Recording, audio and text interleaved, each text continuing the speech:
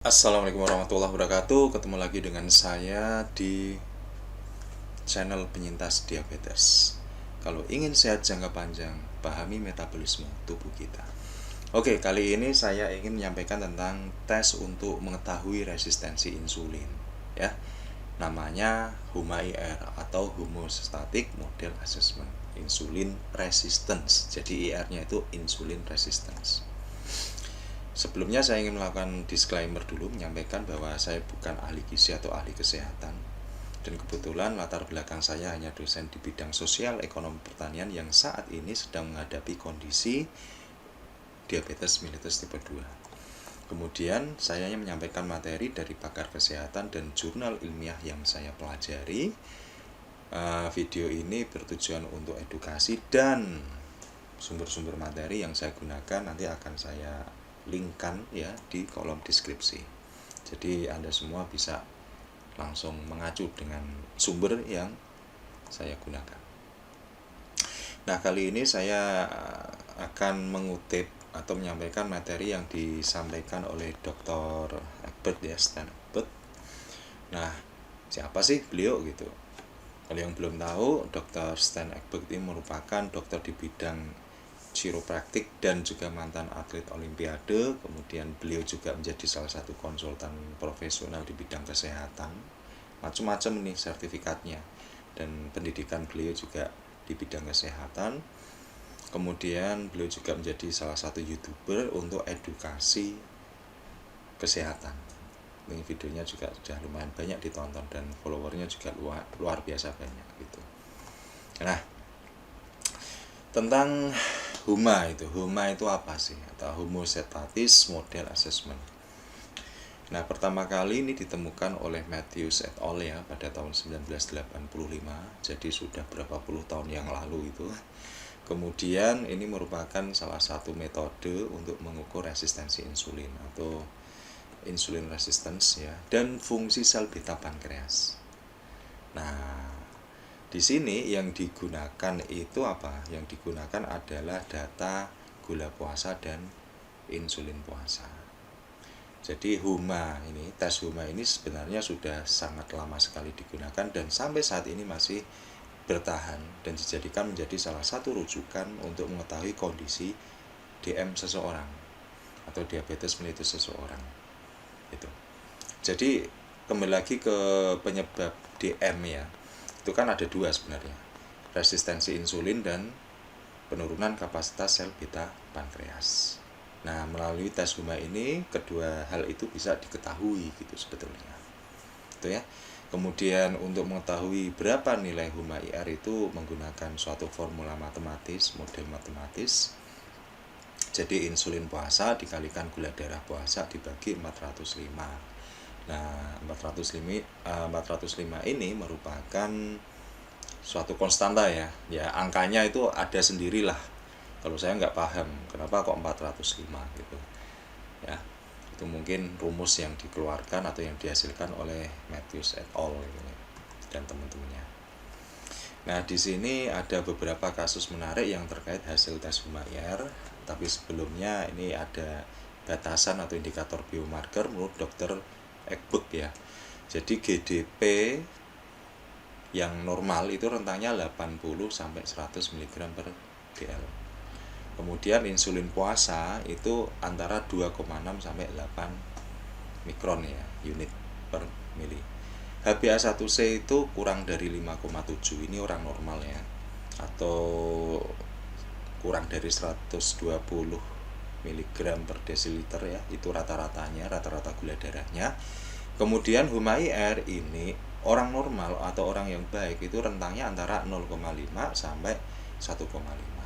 Yang perfect sempurna itu adalah HUMA-IR sama dengan 1. Jadi kalau 1 itu seimbang, balance ya, antara insulin puasanya dengan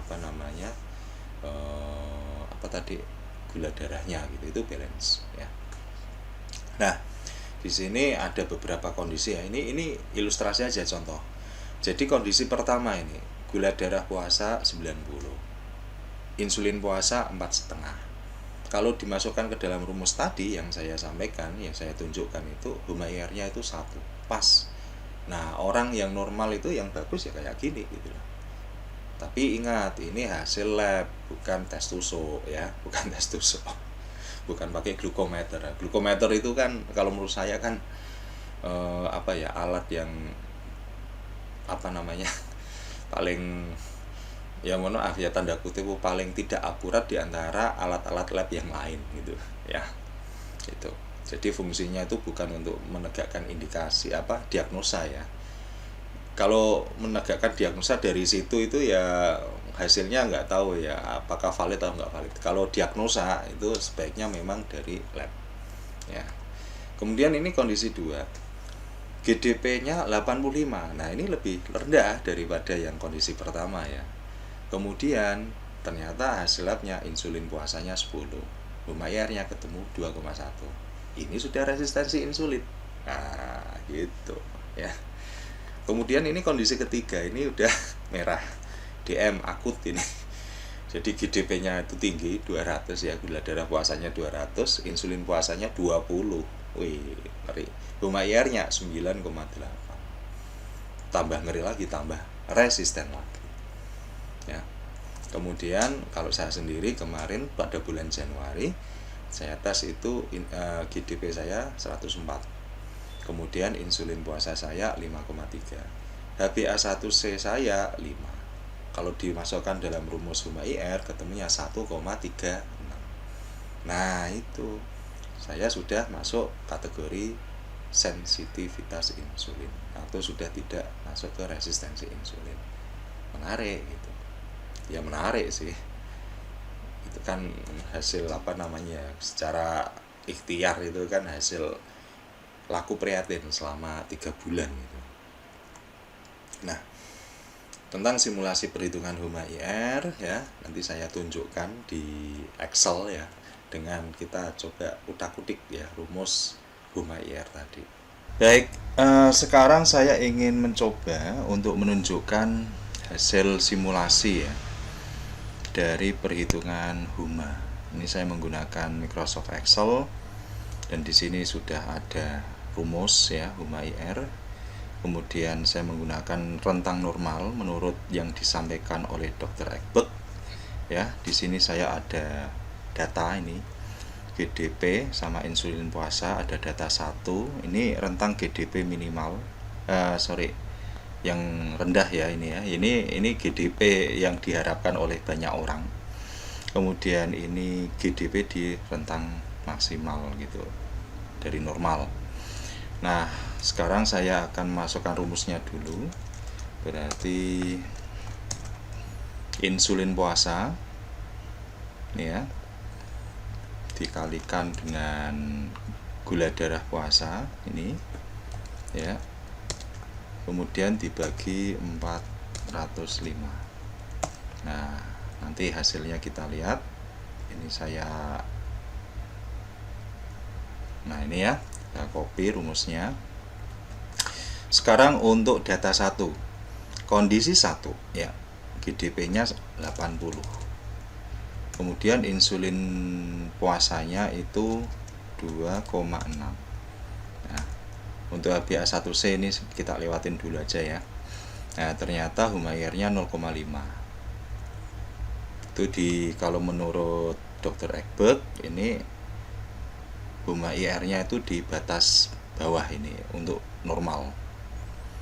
Kemudian kondisi 2 ini sama ya, GDP 80, insulin puasanya 5, maka HUMA-IR-nya 0,99. Nah, ini mendekati sempurna, mendekati 1.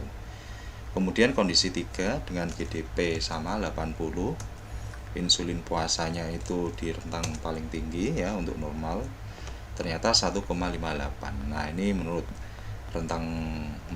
rentang normal Dr. Ekberg ini HUMA-IR-nya ini di batas maksimal normal gitu. Nah, kalau saya sendiri GDP-nya 104, kemudian insulin puasanya 5,3. Maka ini adalah HUMA-IR saya 1,36. Nah, kalau dibulatkan menjadi 1,4. Ya. Kemudian coba ya, kita naikkan GDP-nya menjadi 100. Oke. Nah, HUMA-IR-nya naik. Resistensi insulin HUMA-IR-nya naik menjadi 0,64 ya. Kalau di sini misalkan 100, ini juga naik. Kemudian GDP 100 ini juga. Nah, ini malah mendekati peaknya ini. Ya, walaupun dari rentang normal menurut Dr. Ekberg itu sudah di atas 1,5. Nah, ini contoh perhitungan simulasi dari menghitung HUMA-IR itu. Oke, simpel sekali kan. Yang penting ada data dari GDP dan ada data dari insulin puasa. Nah, sebetulnya perhitungannya nggak sampai sini saja. Jadi jangan puas dengan HUMA-IR segini gitu, karena nanti ada kaitannya dengan sel beta pankreas. Tapi nanti akan saya tunjukkan di lain kesempatan. Oke, terima kasih. Kemudian apa sih video selanjutnya? Nah, jadi ini menarik gitu. Jadi kita ngomong HUMA-IR itu nggak pas atau kurang kalau belum ngomongin HUMA-B. Ya, HUMA-B itu apa? HUMA-B itu suatu tes yang digunakan untuk mengetahui kapasitas sel beta pankreas. Data yang digunakan juga sama, yaitu gula darah puasa dan insulin puasa. Ya, makanya dinamakan homeostatis gitu. Karena apa? Yang dicari itu bukan angka tinggi rendahnya ya kita asumsinya pengennya itu sesuai dengan biomarker ya, sesuai dengan rentang normal gitu. Tapi ya bukan tinggi rendahnya, bukan 90 itu lebih nggak bagus daripada 80 gitu kalau GDP gitu. Tapi sebetulnya ini sesuatu yang menarik karena balance ya, keseimbangan di dalam angka gula darah dengan insulin puasa ya. Insulin puasa itu nggak bisa nggak bisa kita tentukan dengan seperti kita mau pengen gula darah itu rendah ya. Kalau hanya bikin gula darah itu rendah, caranya gampang gitu. Nggak usah makan karbohidrat, nggak usah memberikan tubuh kita, darah kita itu glukosa. Udah itu aja selesai. Tapi ini membuat insulin puasa, misalkan tes pertama insulin puasa kita itu rendah, pengen menaikkan, caranya gimana? Nah, ini yang masih menjadi suatu misteri. Atau mungkin ya GDP kita bagus ya, tetapi insulin puasa kita terlalu tinggi, akhirnya HUMA-IR kita itu tinggi. Wah, gimana menurunkan gitu? Nah, ini juga masih menjadi pertanyaan besar karena itu kaitannya dengan sekresi pankreas, sel beta pankreas dalam memproduksi insulin. Dan saya baca di jurnal-jurnal, banyak jurnal itu kaitannya dengan menghasilkan insulin itu, hormon insulin itu dipengaruhi oleh banyak faktor. Ya, entah itu dari kapasitas sel beta pankreas itu sendiri, kemudian pengaruh dari hormon yang lain, enzim yang lain, atau faktor-faktor yang lain. Nah, itu banyak sekali faktornya ya. Oke. Jadi atasi kegalauan dengan pengetahuan yang benar. Kesalahan dalam mengambil keputusan merupakan dampak dari kurangnya wawasan. Salam sehat, semangat, dan bahagia. Semoga video ini bermanfaat dan terima kasih.